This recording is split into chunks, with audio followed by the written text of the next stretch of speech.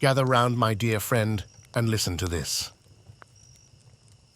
Once upon a time, in the land of Russia, where the winter winds whispered secrets and the stars painted stories across the night sky, there ruled a Tsar named Ivan, whose name struck fear into the hearts of even the bravest souls. This Tsar, known as Ivan the Terrible, was a man of contradictions, a ruler of great ambition and ruthless power, yet haunted by paranoia and a darkness that seemed to seep into the very soul of his kingdom. Now imagine, if you will, a city nestled amidst snow-covered plains and ancient forests, a city called Novgorod. This city, with its storied past and proud people, stood as a beacon of civilization in an unforgiving land. But to Ivan, Novgorod was more than just a city. It was a challenge to his authority, a thorn in his side that needed to be plucked. The events that followed would echo through history like the tolling of a bell, a symphony of tragedy and power that would leave scars on the land and in the hearts of those who witnessed it. It began with whispers in the court, rumors of dissent and rebellion brewing in Novgorod's streets. Ivan, ever vigilant and quick to act, saw these whispers not as idle chatter, but as a threat to his rule. And so, with the cold grip of winter tightening its hold, Ivan marshaled his armies and set his sights on Novgorod.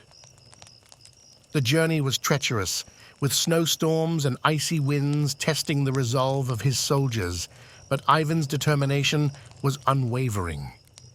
He rode at the head of his forces, a figure of fear and awe, his eyes blazing with a fire that seemed to consume everything in its path.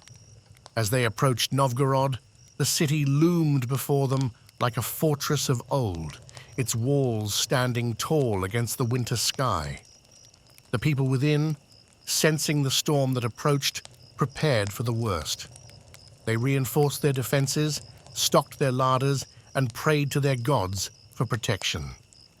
The siege that followed was a test of wills and endurance. Ivan's forces surrounded Novgorod like wolves circling their prey, cutting off supply lines and launching attacks that tested the city's defenses. But the people of Novgorod, fueled by a fierce pride and determination, refused to yield. Weeks turned into months, and still, Novgorod held on. The winter grew harsher, the snow piling up around the city like a shroud, but the people's spirit remained unbroken. They fought with a desperation born of defiance, knowing that surrender meant not just defeat, but the end of everything they held dear. And then, one fateful night, the walls of Novgorod finally gave way.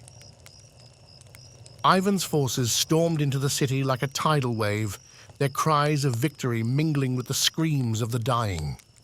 What followed was a massacre unlike any seen before, a frenzy of violence and bloodshed that stained the snow red and turned streets into rivers of sorrow. Ivan's soldiers showed no mercy, their blades cutting down men, women, and children alike. Homes were looted and burned, temples desecrated, and the once proud streets of Novgorod became a graveyard of broken dreams. When the sun rose over the ruined city, Ivan stood amidst the carnage, a conqueror bathed in blood. Novgorod had fallen, its people broken and scattered like leaves in the wind. The massacre of Novgorod had ended, but its echoes would linger for centuries to come.